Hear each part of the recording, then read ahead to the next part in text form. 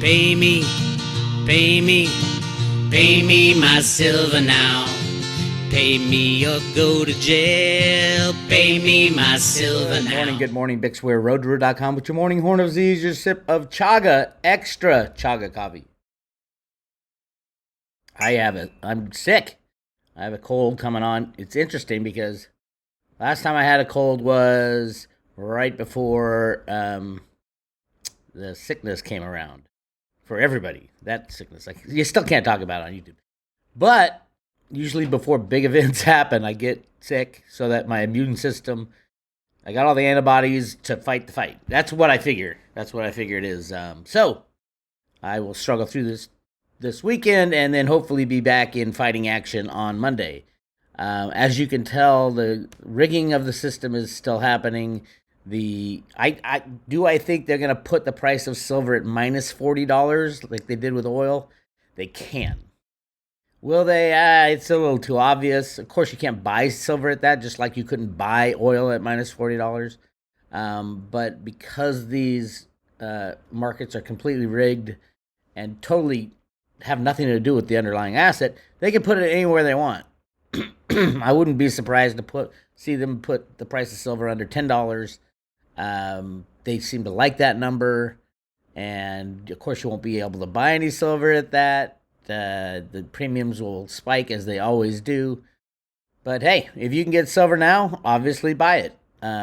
Lots of stuff going down. And I have some great charts to share with you today about silver.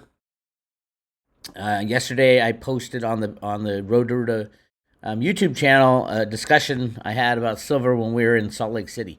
Check that one out. It's important. The price of silver that you see is not the price of silver. It's not the fair market value of silver. That's what the bankers want you to look at. Just keep looking at that. No, it's the worst investment ever. Jeffrey Christian will come out and tell you that. I do think we are at the end of the quarter is when JP Morgan, actually it's not, well, yeah, JP Morgan still has the massive amount of derivatives, but Bank of America mainly. This is being done for Bank of America by a company called Virtu Financial. Virtu Financial runs the high-frequency trading programs for the banking cabal. And yes, they are an authorized participant of SLV, believe it or not. A high-frequency trading company is an authorized participant of SLV, which means they would put silver in and pull silver out, theoretically. But, of course, Vinny Viola, who runs it, is just going on the biggest criminal. Him and Bernie Madoff were cohorts back in the day. He was the president of the NASDAQ, and Bernie was the president of it wasn't the comics. It was a different name, but they were both the heads of trading exchanges. And then they both split off in the 90s to create the high-frequency trading program firms to rig markets. Yes, Bernie Madoff, that scam wasn't $50 billion, it was $500 billion, and it was a high-frequency trading floor. Right below his office was his high-frequency trading floor, who works with the basement of the U.S. Treasury, and they all work together, and they decide who wins, who loses, who to destroy, things like that. That's the way the world works these days. As my friend Dick Allgaier says, that's the way the world works. Now, Crypto Viewing apparently today has a viewing of the future of silver that he said he didn't share with me what it was, but he said, "Oh my God, Bix, you're gonna love this one." So check that out at Crypto Viewing. All right, so silver's down 83 cents because the commercials went short again because they needed to control the price. So the big commercials who were long for a couple of weeks now are short again. So after this slam, they're going to go long, and I think this is going to be the ultimate long. It's a game. It's a con. But that's the world we live in. If you live in the United States of America, we have the most rigged markets in the world, believe it or not.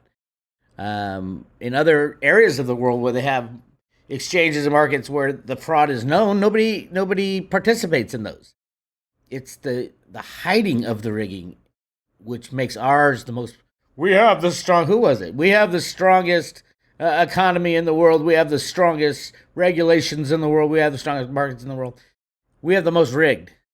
It's a fake. It's a facade, a fake front. So get your physical silver in your own possession. I don't think this thing is going to last much longer. I think this weekend is a huge weekend. And then by next Friday, that's the final price of silver where Bank of America has to book the amount of silver they have theoretically on their books and turn it into the OCC. Now, we can't see what happens because the OCC's number 2 guy, a JP Morgan guy, hid those numbers because they lump them with gold. But we know the year before, it was the third quarter and the fourth quarter that Bank of America borrowed 350 million ounces from JP Morgan to rig the market on a 1-year lease. 1 year only. And then the fourth quarter was 380 million ounces. Yes, it's a massive amount of silver. Hunt Brothers only had, 110. Warren Buffett in the late 90s had about 130 million ounces, which the bankers stole from him and used it to create SLV. So this is all happening. And they're going to want to keep the price as low as possible for as long as possible, because once silver is freely priced, it jumps from, who knows, $10, minus $40, whatever you want to call it, to over 1,000, to over 2,000, to over 5,000. That's the way it will go if it's freely traded, and it will be freely traded very soon, I believe. The original takedown of the bad guys was the takedown of JP Morgan, busted for rigging the silver market. And everything changed from that point on.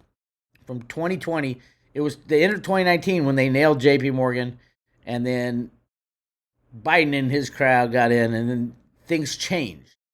But the suit against JP Morgan, where they had to pay $920 million fine, that same year in 2020, they booked $1 billion of profit on their gold and silver trading. So net, they made $80 million on getting busted. And the reason they had to book that profit is because they leased all their silver to Bank of America on a fixed back-end option, which means Bank of America doesn't have to return the physical silver to JP Morgan. It's a purchase buyout. And I think it was part of the settlement. But what happened to that silver is Bank of America used it to help suppress the price. But now it's payback time. So whoever has it after that, I think it's Warren Buffett or the U.S. government or both of them in combination. That's where the silver needs to end up, and JP Morgan is struggling. They're leasing silver. They're leasing massive amounts of silver. Silver lease rates have skyrocketed. Leasing silver is the most ridiculous thing you could ever imagine. The only reason to buy silver is for producing something or investment purposes. So leasing silver at, I think they're up to 5 to 6%, doesn't make any sense unless you're just using it temporarily to rig prices. The CFTC won't admit it, but because they're in on it, obviously. When Rustin Benham said we were able to tamp down the price of silver 2 years ago when the silver squeeze was going on, he meant it.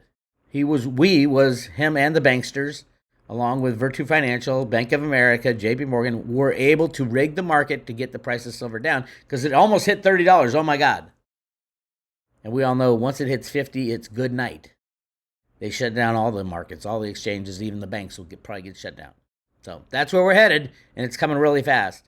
The interesting part of the JP Morgan deal back in 2020 was they agreed to a 3-year deferred prosecution agreement, meaning they can't break the law for 3 years as it relates to securities.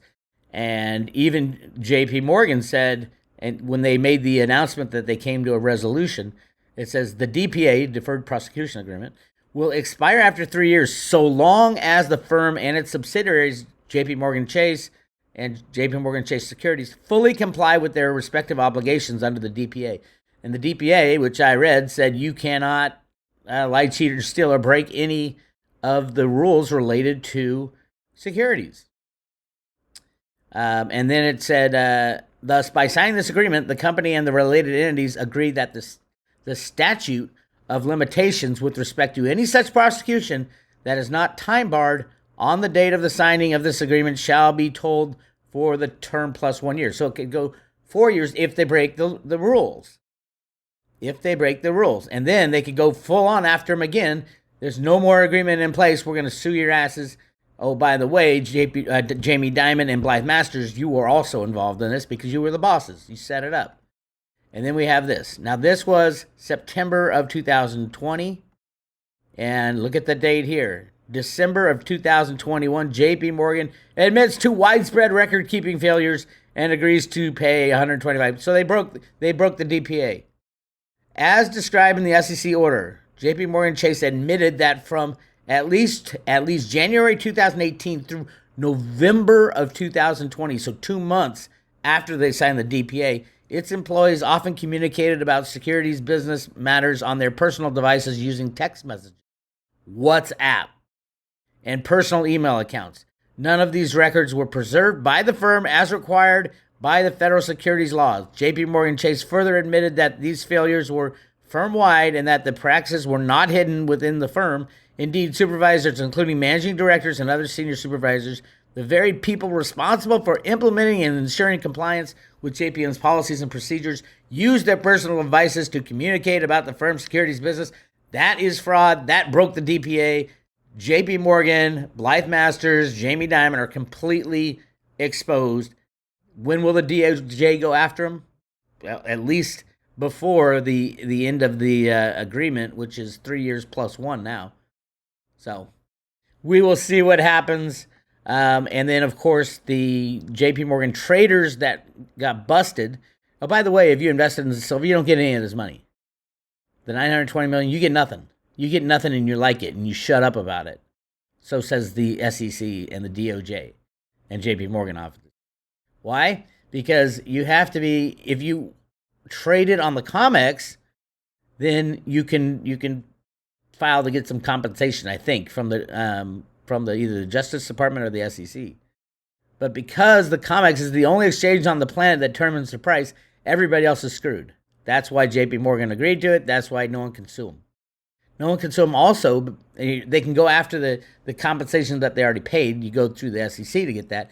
But you can't sue JP Morgan because they nailed them with spoofing.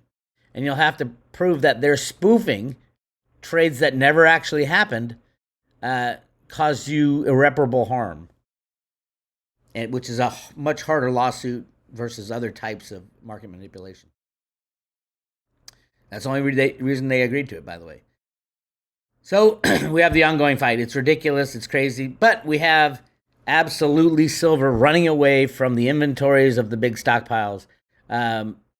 Day before yesterday, the COMEX had jumped up a little, the register. Everybody's like, oh my God, maybe they're turning things around. But no, twice as much was pulled out. We're down to 43,571,000. Now, 43,571,000 ounces of silver, 43,571,188 are left in the registered category. Means they are available for silver delivery. So if somebody had that money, which is not much money these days, right? It's what, $80 billion, something like that. Less than $80 billion. You can go and take that silver out today, theoretically. Although they wouldn't let you, of course. But theoretically, on any given day, all this could be transferred from registered to eligible also. Just because the owners said, that's it, I'm not making my silver available anymore. Which would throw a little monkey wrench into this. The futures and options open interest is almost, it's a little over 100,000 contracts, which is 500 million ounces. Of course, nobody delivers. Everybody delivers in London now, and I'll show you documents on that.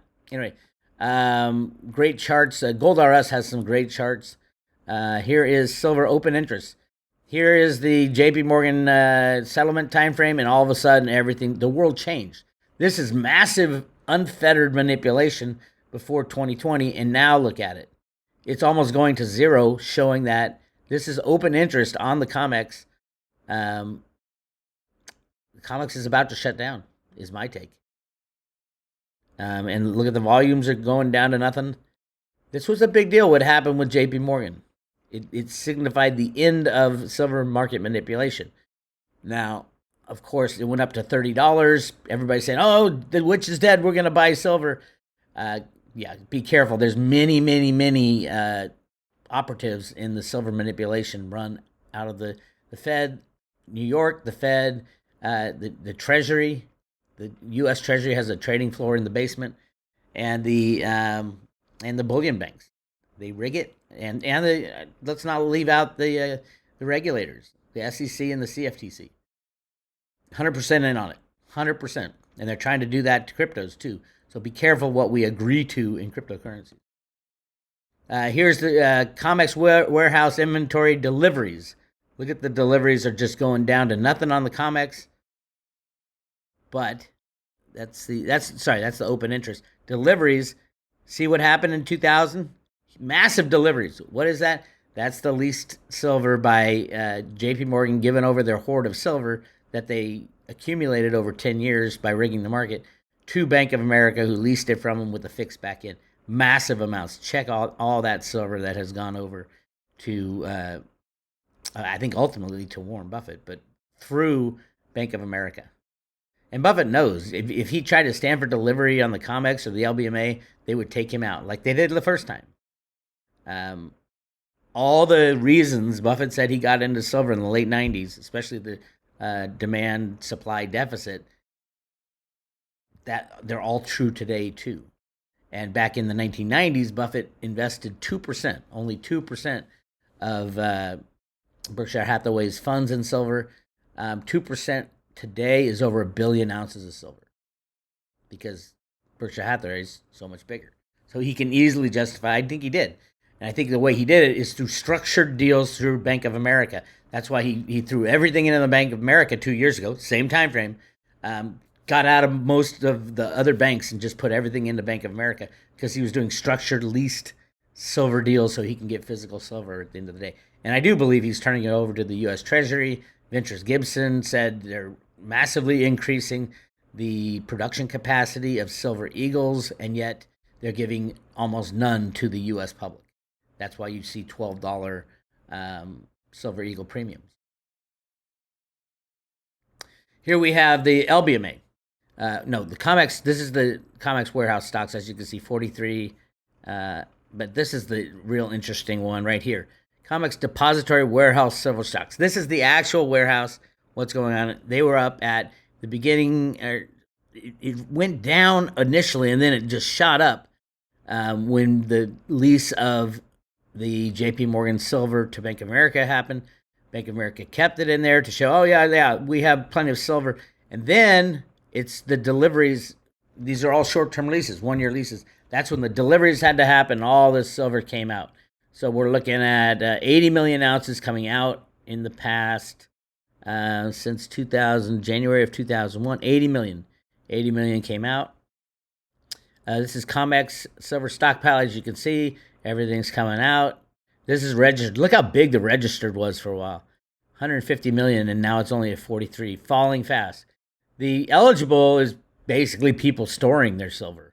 It's the cheapest way to store it, and then you can, if you want to sell it, you just move it into registered and sell it. COMEX Depository Warehouse of Silver Stocks. Look at that registered. Just dropped down. It's dropped down 66% so far, and it's going to zero. And that's when the COMEX shuts down. I think we are getting closer and closer to that. Again, registered stocks going from 150 down to 43. And then, but the eligible keeps going up because it's cheaper. You don't want to go in there and take it. You should, because, oh, by the way, Mr. Bank, Mr. Rich person that's doing this, I would say there's a high likelihood of all the eligible bars of silver in COMEX approved warehouses, they will all be nationalized wherever they are in the world. So if you're storing your metal in an eligible warehouse, I mean, Ted Butler, recommends it. I'm like, hell no. Now is not the time to have your metal outside of your possession. They will just get nationalized. Most of it, I think, is in England. And the U.S. also has a lot of it. But there's other places in the world. If you store your metal with someone else, even if they're great people, I don't think it'll be around.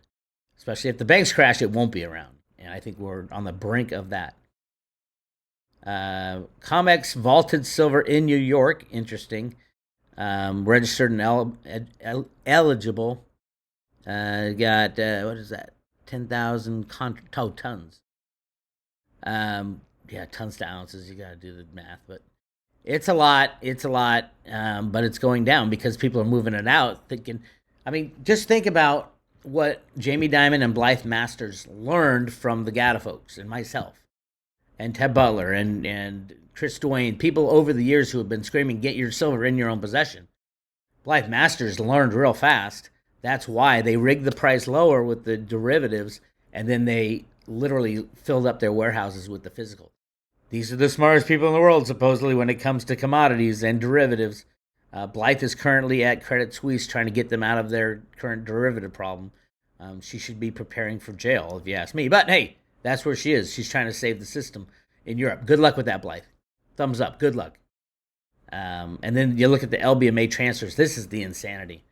Look at these transfers. This is every month they're transferring over 200, about 200 to 250. Here was a month right here, of course, right when the silver squeeze was going on, where they transferred 450 million ounces of silver in a month. That's just ridiculous. I mean, that's half production happening in a month. A physical silver being transferred to someone else is a joke. And these numbers, by the way, are 1/3 of the actual numbers because these are net numbers. These are net numbers. Our friends over at JP Morgan, their head trader, I forgot his name, but he wrote an article on this 10 years ago that the actual total volume of LBMA transfers is 3 times what you see because they all get netted out. So this is actually over 1 billion ounces transferred. Crazy days, my friends. Crazy days. What do? You get your silver, you sit on the sideline. That's my take. If you want to fix the silver market, any of you bankers out there, regulars, you want to fix the silver market, go to roadrooter.com, right on the public page right here, and go all the way down to the Road to Rooter letters. There's an article called Silver Manipulation Solutions, 17 Requirements for a Freely Traded Silver Market Structure. And the CFTC has this. I gave it to Bart Chilton. I gave it to Gary Gensler has a copy of this. And I said, hey, the comics is going to break down very soon because of the fraud and the ability to commit fraud. Here's 17 things you need to change if you want to get it started again. This was before Reggie Middleton's Veritasium, by the way. It was like 15 years ago that I sent this. And the 17 things are, I mean, some of the most important, obviously, in the excessive concentration, like JP Morgan or Bank of America having billions of ounces. That's ridiculous. But this is the most important, I think. Require public disclosure of anybody's position, especially the large traders. Meaning JP Morgan must show their books to everybody. How many derivatives they have, how many trades they do every day, what are those trades, how much metal they have in the warehouse, how much of that metal is leased out, how much of that metal is on some kind of deferred payment. Everything must be out in the open.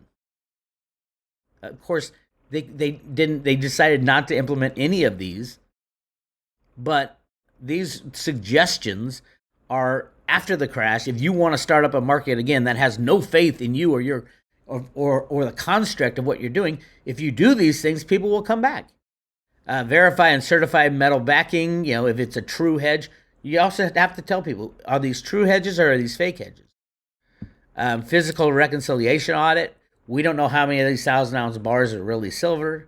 It has to be a global, complete melting of every bar of silver and gold because there's so much fraud. Analyze significant price action. If there's like a big dive in the market, analyze who did it. I guarantee you it'll go right to Virtu Financial, running the book for JP Morgan, Citibank, and the banking cabal. Audit past manipulated move. You got 20 years of... I wrote this before they came out and said, oh my God, JP Morgan's been rigging silver market for 8 years. There's a lot of banks who have been doing it. Go through everybody. You have to reconcile the past if we want to move forward. Audit, verify, and certify metal hedges. Remove ETF, physical substitution. Yeah, the exchange for physical stuff is ridiculous. If you have an exchange that delivers metal, they better have the metal there to deliver. Investigate collusion between large traders that has started. Require that the NSA has all the documents they need to bust all of these guys. They have all their phone conversations recorded. Just do it out in the open. Don't hide about things about doing. Compare volatility to supply and demand. The silver markets actually shouldn't be volatile at all. It varies very little on the amount pulled out of the ground, less than 5% per year. It shouldn't be volatile. Employ experts to regulate silver markets. There are no experts at the CFTC or the SEC when it comes to silver. I have verified that. They used to take our questions.